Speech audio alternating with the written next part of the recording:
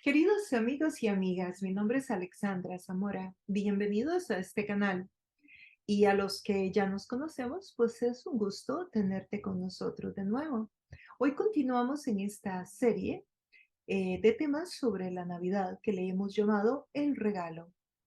Ya vimos el primer tema que lo puedes encontrar aquí mismo en este canal, que se llama El regalo en el Antiguo Testamento. Hoy vamos a ver el regalo en el Nuevo Testamento y es la gracia de Dios. Así que vamos a incursionar en este tema tan profundo, de un significado tan importante en nuestra vida, en nuestro caminar con Jesús. Así que prepárate para recibir tu regalo de Navidad directamente y de parte de Dios. Bueno, te recuerdo, si no te has suscrito, suscríbete al canal, dale un like a la campanita y continuamos. El regalo es el nombre del tema que le hemos puesto a esta serie de mensajes que hemos iniciado ya. Este es el segundo tema de esta serie.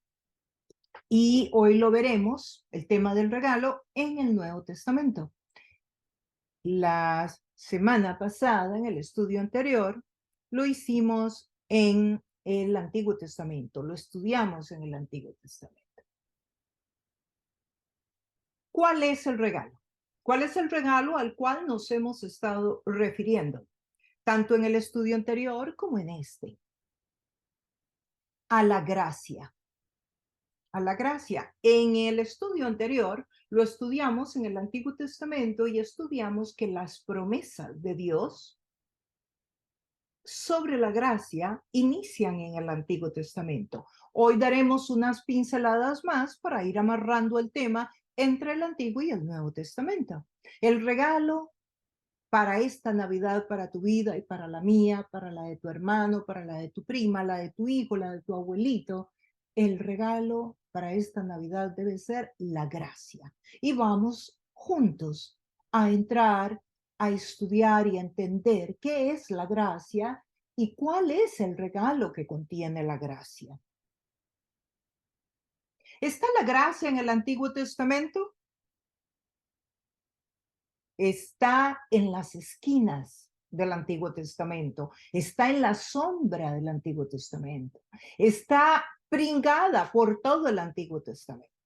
Entonces la respuesta es sí, la gracia está en el Antiguo Testamento y viene a ser algo así como una luz tenue, suave, muy suave, que inicia en el Antiguo Testamento, pero que cuando llega al Nuevo Testamento es brillante, completamente brillante.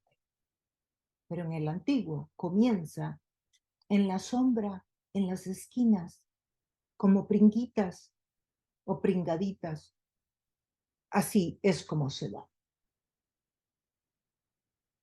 Las personas en el Antiguo Testamento eran salvas al creer en la promesa de la provisión de Dios de un Salvador que vendría. Nosotros somos salvos porque creemos en un Salvador que vino. En el Antiguo Testamento eran salvos porque creían en la promesa de que el Salvador vendría. Entonces, la gracia versus la ley. La ley en el Antiguo Testamento, la gracia en el Nuevo Testamento. Veamos un par de textos que nos arrojen luz para poder comprenderlo mejor. Hebreos 10:4. Pero esos sacrificios son un recordatorio anual de los pecados. ¿Cuáles sacrificios?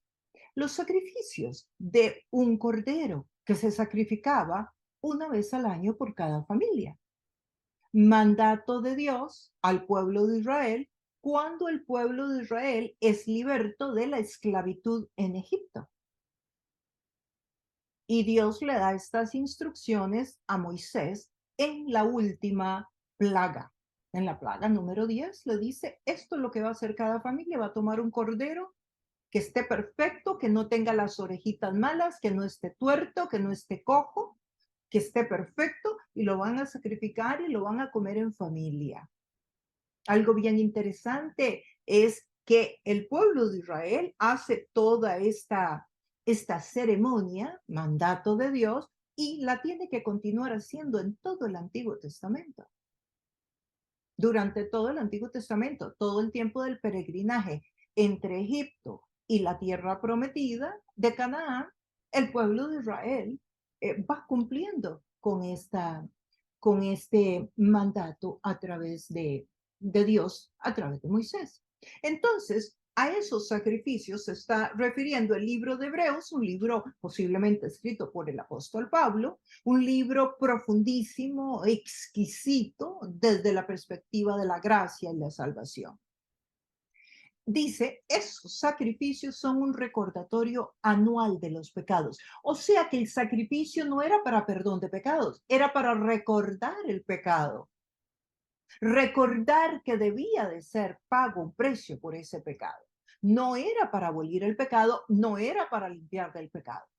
Era para recordar. Entonces, ¿para qué era la ley? Porque el sacrificio era parte de la ley. La ley también eran los 10 mandamientos que recibió Moisés cuando ya habían salido de Egipto en el camino, que Dios le da los 10 mandamientos. Eso también es considerado parte de la ley y una serie de tradiciones y de regulaciones que Dios establece durante ese peregrinaje por el desierto.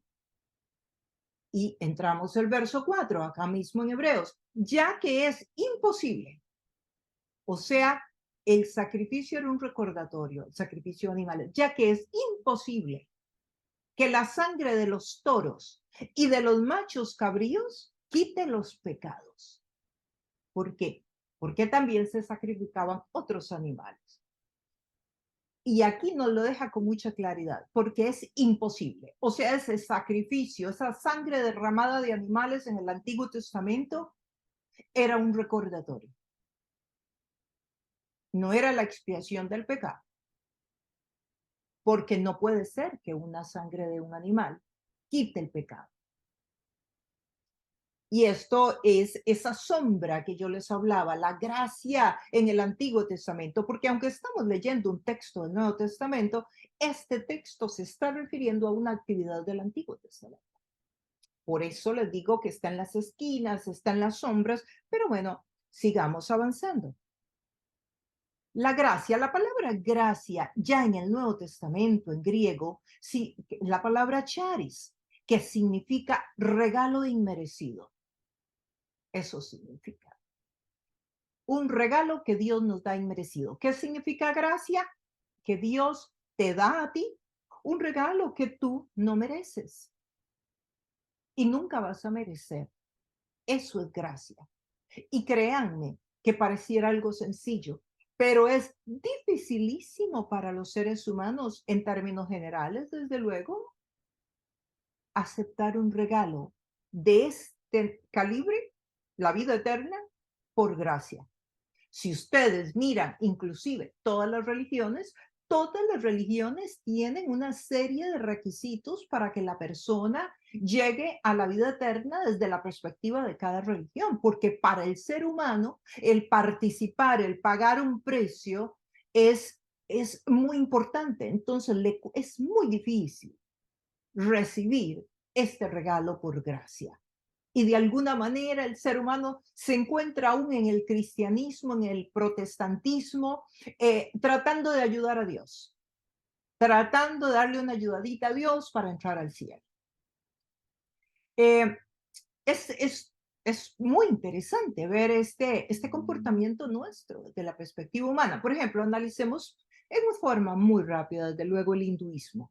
El hinduismo, una religión predominantemente en la India, que hay varios billones de personas ya que creen en el hinduismo, está en varios países, también está en Indonesia, también está en Tailandia, está en varios países y hay mucho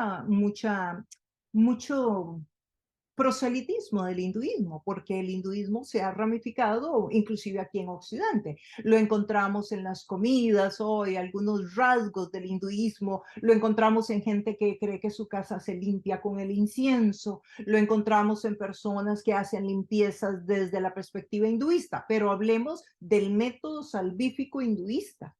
El método salvífico hinduista dice que la persona muere y va a nacer de acuerdo a su karma. ¿Qué es el karma dentro del hinduismo? Lo que hizo en su vida. Si fue una buena persona o una mala persona, eso determinará en qué vuelve a nacer en la próxima vida, porque el hinduismo cree en la reencarnación, en que usted muere y vuelve a nacer, pero vuelve a nacer en otra persona, en otro animal, en otro objeto, porque incluye muchas ramas del hinduismo que usted puede nacer hasta en una planta. Y todo va a depender del karma, cómo fue su vida anterior. Sí, pero pueden ver que ese es el hinduismo. Entonces es un proceso de muerte, karma, vida, hasta que llega la persona a pagar todo lo que ha hecho malo a través de esa reencarnación. Y por allá, a las 1500 veces de haber pasado ese proceso, entonces entra al cielo, que vendría a ser el nirvana, la conciencia universal, ser parte del todo, se diluye en el todo, es como llega a ser parte de Dios. Sí, pero pueden ver que hay un esfuerzo del ser humano. La salvación no es por gracia en el hinduismo y podemos continuar así con, por ejemplo, el Islam. El Islam considera que hay unas ciertas reglas que se deben de llevar a cabo, como por ejemplo la oración varias veces al día. Ustedes pueden ir a caminar a las Medinas del norte de África, países predominantemente musulmanes del Islam, y usted va a ver que una medina, un mercado público, a las 3 de la tarde está cerrado. Y ponen una varillita afuera y está cerrado y todo el mundo lo respeta. ¿Por qué? Porque es la hora de la oración. Y cuando se va a la hora de la oración se deben lavar las manos de cierta manera, ponerse agua en la cara de cierta manera, en los pies, en fin, hay toda una serie de rituales. Y el cumplir con esos rituales de oración en ciertas horas del día, si usted llega a los hoteles de estos países, se va a encontrar en el techo que hay una flechita. Y usted dice, qué extraña esta flechita aquí arriba. Bueno, la flechita apunta a la Meca, porque usted va a encontrar en una gavetita del hotel una alfombrita que es la que usan para poner en dirección a la Meca y hacer la oración.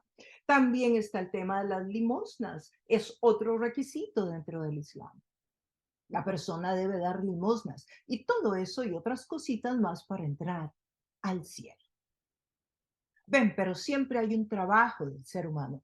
¿Qué pasa? Y podemos seguir avanzando, ¿verdad? Con las otras religiones, solo voy a usar dos para ilustrar lo que quiero, para iluminar que en el cristianismo Dios nos da la salvación como un regalo que no merecemos.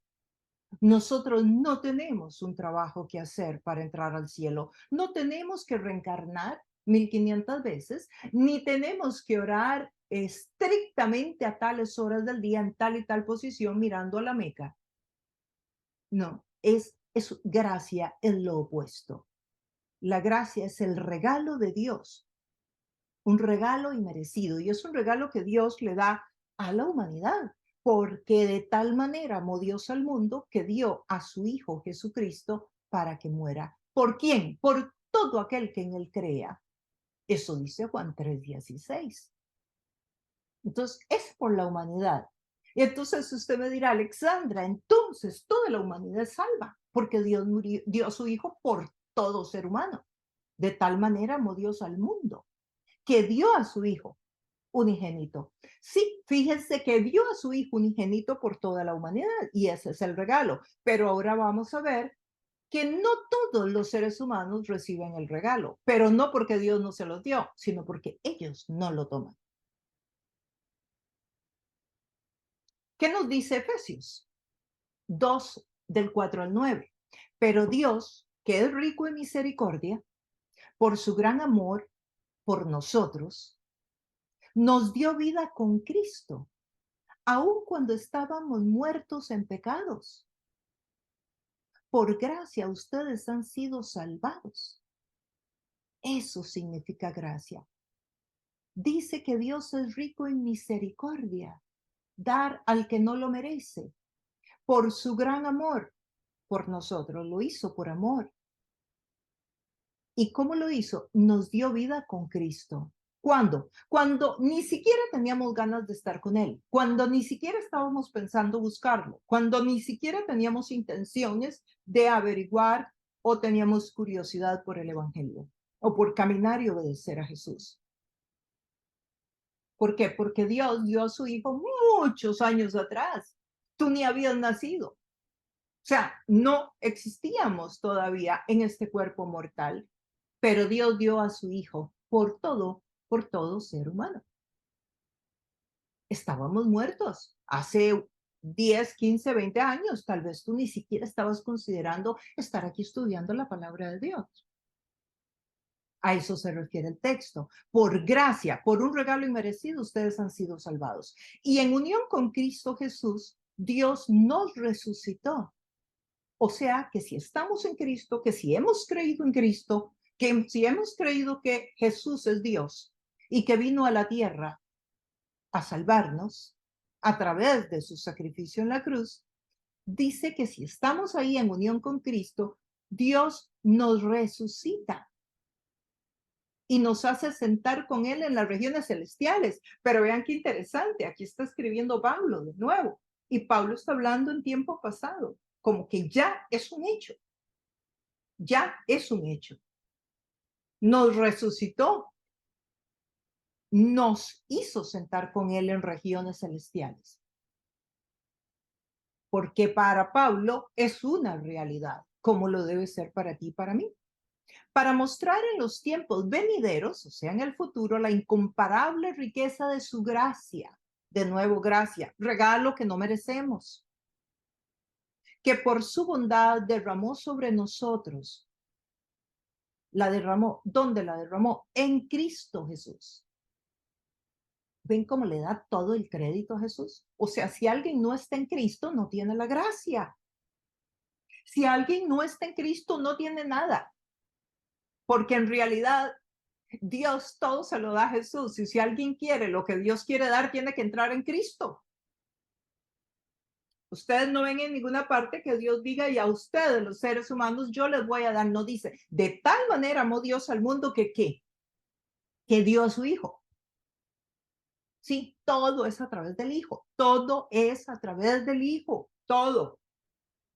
Por eso alguien que se quiere dar la vueltita por un lado o que le cae muy bien, no sé, una persona que murió hace años porque era muy buena y prefiere orarle a esa persona, o alguien que prefiere encender unas velitas, o alguien que prefiere irse de rodillas a subir una montaña porque cree que así va a agradar mucho más a Dios. Yo te digo que no es así. No es así. Es un regalo que Dios tiene para ti. Tú no tienes que subir la montaña, ni encender las velitas, ni orarle a otra persona que no sea Jesús, porque esa oración no le llega a Dios. Dios no la recibe. No que no se dé cuenta que estás orando, claro, porque Dios lo ve todo y te está viendo, pero no la recibe. ¿Por qué? Porque no es a tu manera. Tú no decides cómo te acercas a Dios. Dios es el creador del universo. Él es el que decide cuál es el camino. Nosotros no le decimos a Dios cómo es que vamos a entrar al cielo. Nosotros no le decimos a Dios cómo es que nos vamos a encontrar con Él. Él nos dice a nosotros. Él pone las reglas porque Él es Dios. Tú me dirás, pero es que me parece muy orgulloso de parte de Dios. O sea, que no haya otra manera, solo la que Él dice. Bueno, y posiblemente a Dios le parezca muy desobediente de tu parte y muy soberbio.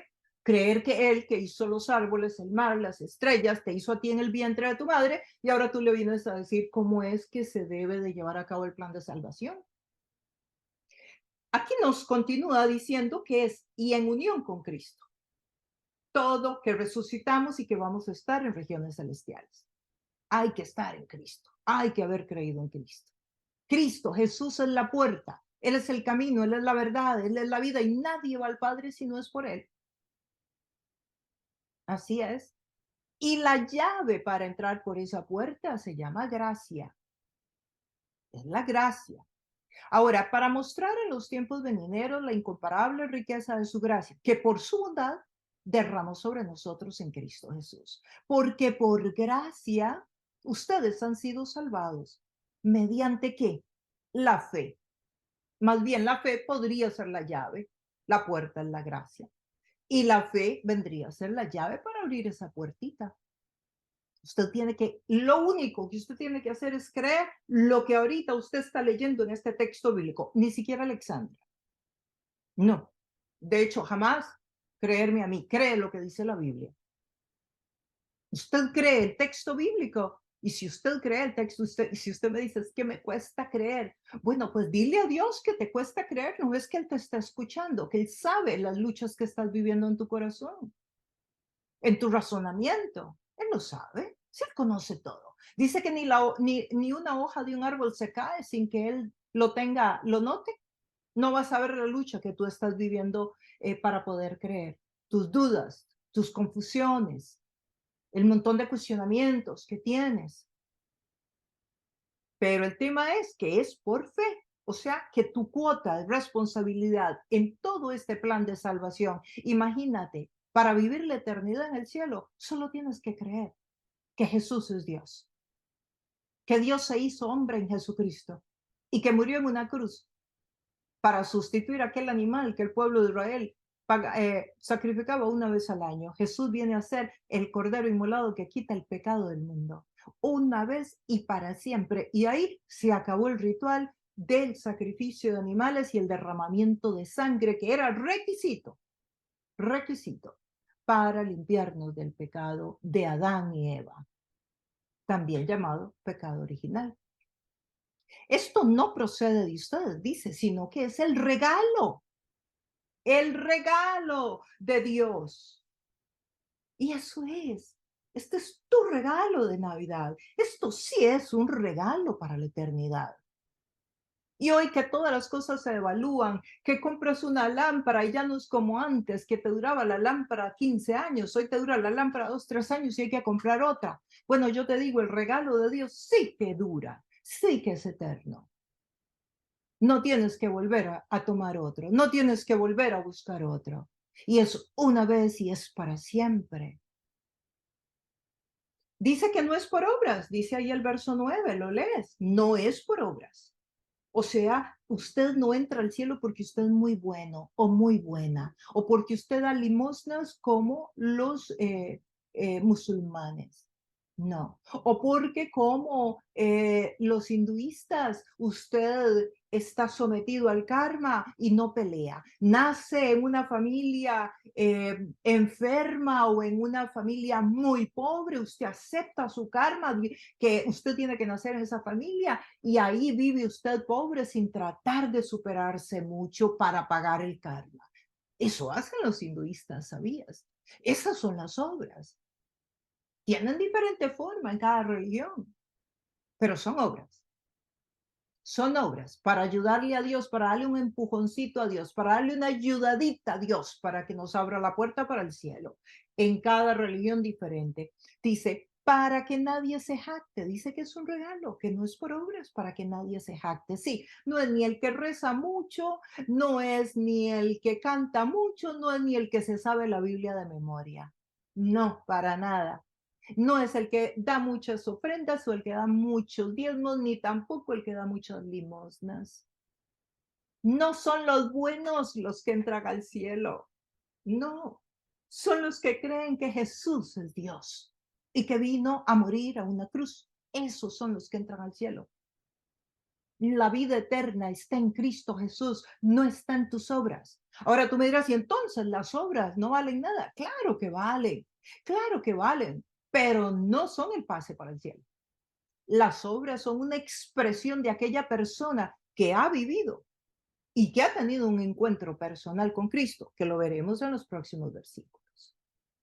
Juan 1:17 dice, pues la ley, el Antiguo Testamento, los rituales que mencionaba anteriormente, el sacrificio una vez al año de los animales, fue dada por medio de Moisés. Dios se la entregó a Moisés, Moisés se la pasó al pueblo de Israel. Mientras que la gracia y la verdad que vea qué interesante, vienen juntas. Hoy no vamos a desarrollar ese tema, pero la gracia y la verdad es el conocimiento de la palabra de Dios. No es la verdad tuya, ni la verdad de fulano. No, no, no, no. En términos de Dios, solamente existe una verdad, la verdad de Jesús. Y Jesús es la palabra de Dios. Entonces, no hay verdades relativas acá, sino que hay una sola verdad. Es la verdad única, que es Jesús y su palabra. Esa es la verdad. Dice la verdad, nos han llegado por medio de Jesucristo. Sí, la gracia llegó por medio de Jesús. Exactamente. Por medio de Jesús es que llegó ese regalo inmerecido. Colosenses 1:19 al 22. Porque a Dios le agradó habitar en él. ¿En quién es él? En Jesús. Con toda su plenitud. O sea, Dios habita en Jesús en toda su plenitud. ¿Quieres conocer a Dios? Conoce a Jesús. Eso es lo que está diciendo. No digas que no has tenido oportunidad de conocer a Dios. Lo que tienes que hacer es conocer a Jesús. Y tú me dices, ¿y dónde está Jesús? Y geográficamente no está en la tierra. No, no está Él físicamente, pero está su palabra. Él dejó su palabra para que a través de su palabra conozcamos a Jesús. Y quien conoce a Jesús conoció a Dios. El verso 20 dice, y por medio de él, de nuevo él es Jesús, reconciliar consigo todas las cosas, tanto las de la tierra como las del cielo. Aquí, esta palabra reconciliar es clave. Reconciliar, volver a juntar, volver a restaurar, reconciliar consigo. O sea, quiere decir que no estaban reconciliadas, ¿right? ¿Por qué se va a reconciliar algo que está reconciliado? Es porque no estaba reconciliado. ¿Dónde vino esta separación? En el pecado original, al inicio de la creación, cuando Dios hizo a Adán y Eva. Que ellos pecaron y que, como lo he dicho en algún que otro estudio, para que no haya confusión, el pecado no fue el sexo, como nos han enseñado en algunos lugares. Fue la desobediencia de algo que Dios les mandó no comer, literalmente. Y no era una manzana, yo no creo que había manzanas ahí, porque era en Irak. El huerto del Edén estaba en Irak y esa era una tierra desolada que no podía producir manzanas. No creo que haya sido una manzana ni una naranja, pero en fin, era una fruta. Y Adán y Eva decidieron probarla porque el enemigo les dijo que si la probaban serían como Dios. Entonces, ¿cuál es el pecado original? ¿Es el sexo? No, es el ser humano queriendo ser como Dios. Independizarse y ser como Dios, ganarle a Dios, ser más que Dios. Ese es el pecado original, no es el sexo. Pero bueno, no nos detenemos ahí porque hoy estamos hablando del regalo de Dios para la humanidad en esta Navidad para tu vida y para la mía. Reconciliar consigo todas las cosas. Eso es lo que vino a hacer Jesús. Y vea, y nótese que no dice a todos los seres humanos, dice todas las cosas. O sea, todo lo vino a reconciliar. La creación, al ser humano, absolutamente todo lo que está en la tierra y también lo que está en el cielo. Haciendo la paz. ¿Cómo? Mediante la sangre que derramó en la cruz. ¿Quién fue el que derramó en la cruz sangre? Jesús. De nuevo, el 21. En otro tiempo ustedes, por sus actitudes y malas acciones, estaban alejados de Dios y eran sus enemigos. Imagínate que tú y yo éramos enemigos de Dios hace unos años y posiblemente ni lo sabíamos. Por más buena que te hayas creído o más bueno que te hayas creído, eras enemigo de Dios porque no estabas en Cristo. Porque hay que estar en Cristo para ser reconciliado. Pero ahora Dios, a fin de presentar los santos, ¿a quiénes? A ti y a mí, a todos los que han creído. Porque tenemos que estar santos para estar delante de Dios, porque nadie puede estar delante de Dios Padre en pecado, porque Dios Padre no puede aceptar el pecado. No puede. Usted ve todo el Antiguo Testamento, cuando Dios se le aparecía a los profetas, ¿qué hacía? ¿Qué hacían los profetas? Dice que se escondían, se tapaban del horror, porque ellos sabían que ningún pecador podía estar en la presencia de Dios sin ser fulminado. Y él se escondían los profetas cuando Dios se les aparecía, ¿Por qué? Porque nadie podía estar en pecado delante de Dios. Pero mira lo que dice el 22. Pero ahora Dios, a fin de presentar los santos, o sea, que no haya pecado en nosotros, somos santos, intachables e irreprensibles delante de Él, de Dios, los ha reconciliado en el cuerpo mortal de Cristo. Es en Cristo que tenemos la reconciliación. No hay reconciliación con Dios si no es a través de Cristo. No hay reencarnación, no hay 5 veces oración al día, no hay limosnas que usted pueda dar, no hay rezos que usted pueda hacer, no hay velas que usted pueda encender, no hay novenas que usted pueda hacer, no hay rosarios que usted pueda cantar. No existe nada. Todo el crédito, toda la gloria, todo el reconocimiento se lo da Dios a Jesucristo por haber muerto en esa cruz. Y ese es el camino que Dios estableció, que fuera a través de Jesús. Usted no le puede cambiar las reglas a Dios. No insista, no insista porque se puede llevar una sorpresa muy desagradable el día que muera. Que usted creía que esa era la forma de llegar a Dios y resulta que no es. Y usted me dirá, bueno, pero es lo que me han enseñado, pero es que usted tiene que leer la palabra de Dios. Usted no puede estar creyendo lo que le dice la gente, ni siquiera lo que le digo yo. Usted tiene que leer la palabra de Dios. Sino, ¿cómo vas a entender? Es la palabra de Dios la que te va a llevar a la verdad y te va a iluminar. Y no me digas que no la vas a entender, porque Dios se va a encargar de que la entienda. La palabra de Dios es uno de esos libros que lo lee un niño de 5 años y lo entiende. Y lo lee un teólogo que ha estudiado años en la universidad, todos los asuntos y expertices de la Biblia y también la entiende. Porque la palabra de Dios tiene eso que Dios fue el que la creó para todos los niveles de entendimiento. Y luego dice, los ha reconciliado en el cuerpo mortal de Cristo, ¿mediante qué? Su muerte en la cruz. Miren ustedes, qué regalo tan hermoso y gratis. Dios lleva a cabo un trasplante de corazón en el ser humano cuando el ser humano cree en Jesús. Mire Deuteronomio, un libro del Antiguo Testamento, de los primeros 5 libros escritos en la Biblia. Los primeros 5 libros de la historia de Moisés, allá al puro inicio.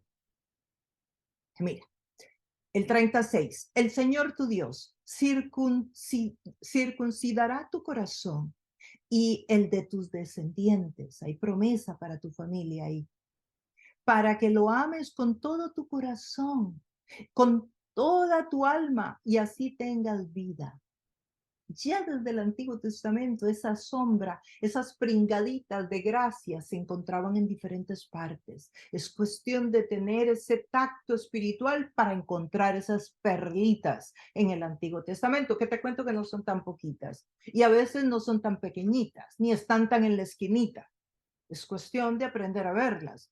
Pero aquí encontramos la gracia. ¿Por qué? Porque está hablando de circuncidar, está hablando de dar un corazón nuevo, está hablando de darle al ser humano, quitarle el corazón de piedra, que también lo decían de esa manera los profetas, y dar un corazón de carne, o sea, un corazón sensible a la presencia de Dios. Pero nótese que no es que el ser humano va a cambiarse el corazón, no es que el ser humano se hace una operación de corazón, no es que el ser humano ahora va a cambiar el corazón de piedra por uno de carne, no. El trabajo viene de parte de Dios. Dios hace eso en ti porque es por gracia. Es un regalo, es algo que Dios hace. No es algo que tú haces.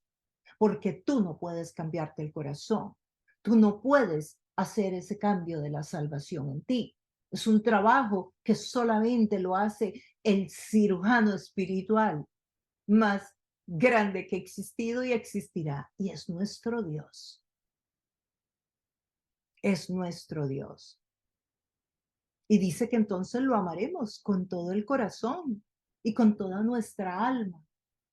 Y veamos qué nos dice Romanos. Marcos habla de esto mismo, además al Señor tu Dios con todo tu corazón, con todas tus fuerzas. O sea que esto que está en Deuteronomio, Antiguo Testamento, miles de años antes, Marcos lo habla en los Evangelios. Dice, ama al Señor tu Dios con todo tu corazón, con toda tu mente, con toda tu alma, con todas tus fuerzas.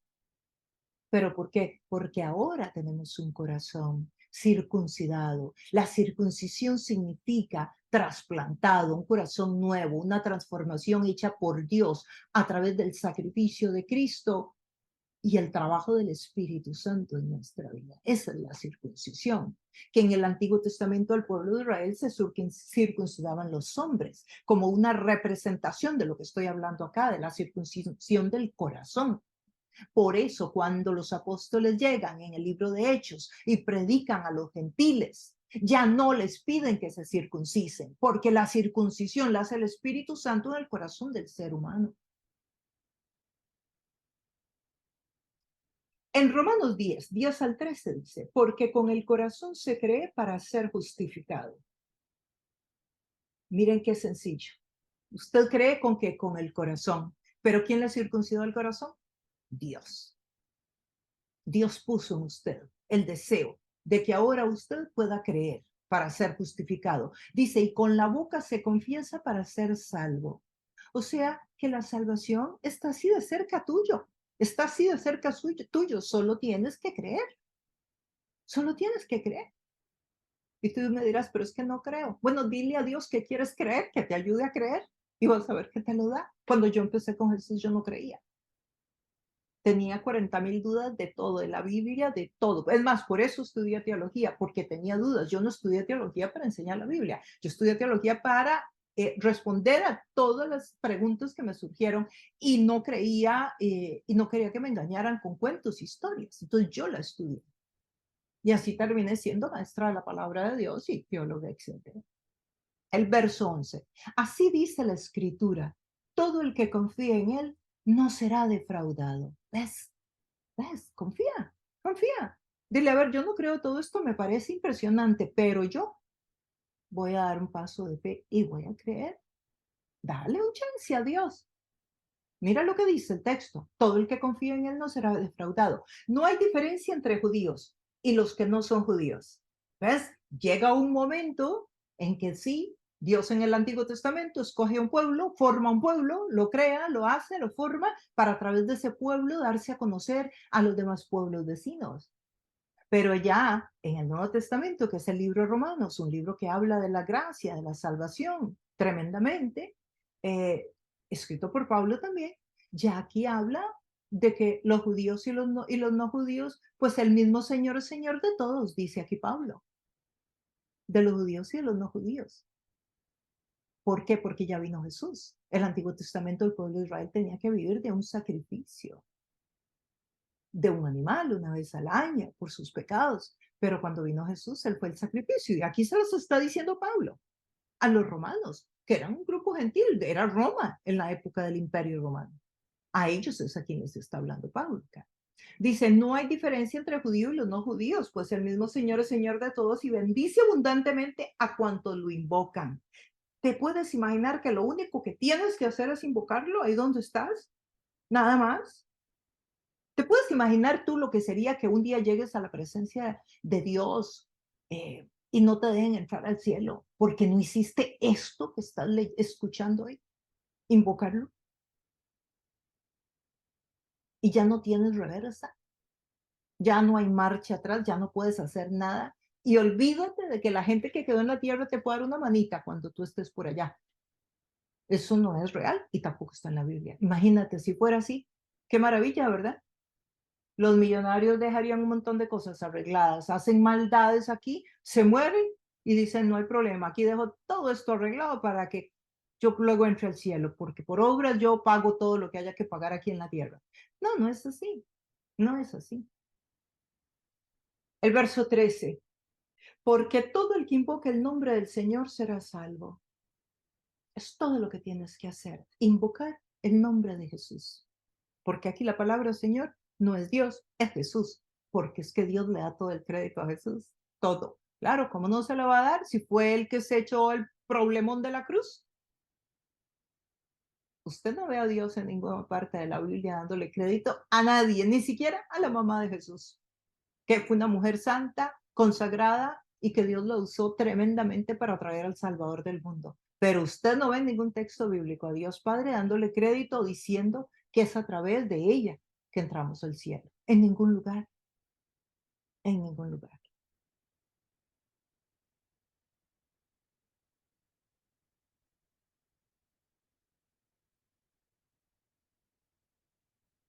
Entonces, dice que la gracia viene toda en Jesucristo. Juan 5, 22 y 24. Además dice, el Padre no juzga a nadie, sino que todo juicio lo ha delegado en el Hijo. Te puedes imaginar no solamente la salvación y vida eterna, sino que el juicio a los que no creyeron en Jesús se lo delegó al Hijo. O sea, si alguien muere y no creyó en Jesús, el día del juicio final, quien lo va a juzgar es el mismo Jesús.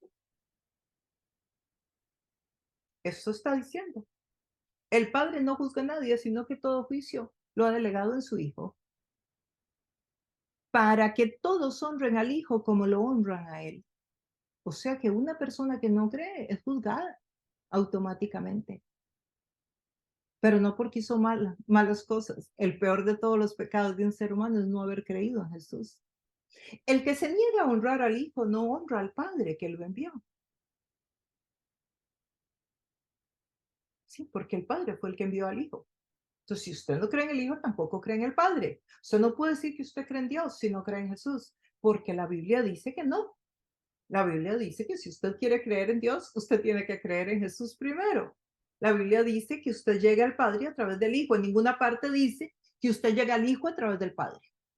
En ninguna parte. En todas partes dice usted llega al Padre a través del Hijo.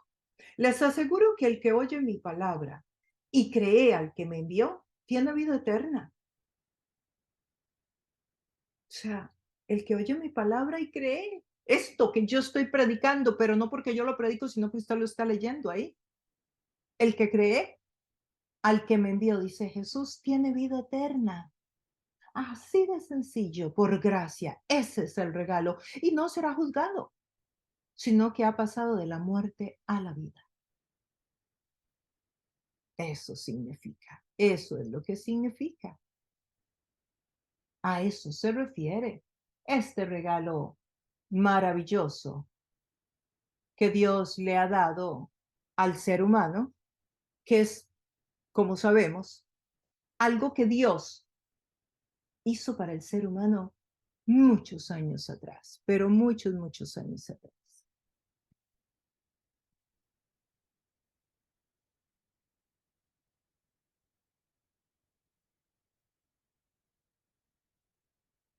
Entonces, ¿cuál es el regalo? En el Nuevo Testamento, la gracia, un regalo inmerecido. Ese es tu regalo de Navidad. Ese es el regalo que Dios tiene para ti. ¿Lo vas a recibir? ¿Lo vas a tomar? Dios te está tocando a la puerta de tu corazón hoy. Dios te está hablando a ti. Dios se está acercando a ti. ¿Cuántas veces más tendrá Dios que acercarse a ti para que tú le abras la puerta y puedas creer? ¿Cuántas veces ha llegado? Esta vez, ¿qué número es? Y vas a seguir haciendo esperar a Dios. ¿Y qué si ya no hay chance? ¿Qué pasaría si no tuvieras más chances? Si ya no hay chance de que Dios regrese otra vez o mande a alguien otra vez a darte un mensaje. Piénsalo. Y ahí donde estás, ahí donde estás, dile, ok, yo tomo la decisión de creer. Ayúdame a encontrar un lugar donde estudiar la palabra de Dios. Quiero empezar. Hoy quiero empezar. Esta Navidad yo voy a recibir el regalo de la salvación, la gracia de Dios.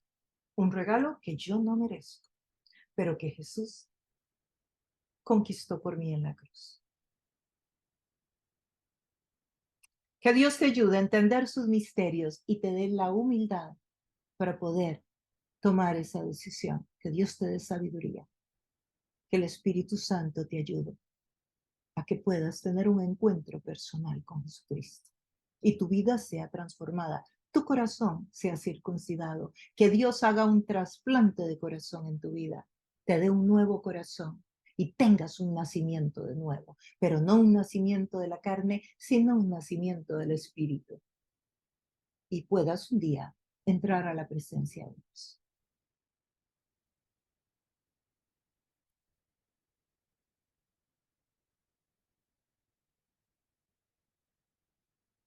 Ha sido un gusto para nosotros que nos acompañes hoy en este estudio. y oro a Dios que derrame lluvia de bendiciones sobre tu vida, que se revele a tu vida de una manera muy clara, muy evidente, que tu relación con Él sea fortalecida, que cada día puedas caminar más cerquita de Jesús, entender más sus misterios. Esta es una serie, continuaremos con otro tema más, así que te esperamos en el próximo estudio. Y sin más, te recuerdo, suscríbete al canal si no lo has hecho y dale like a la campanita. Bueno, nos vemos en la próxima.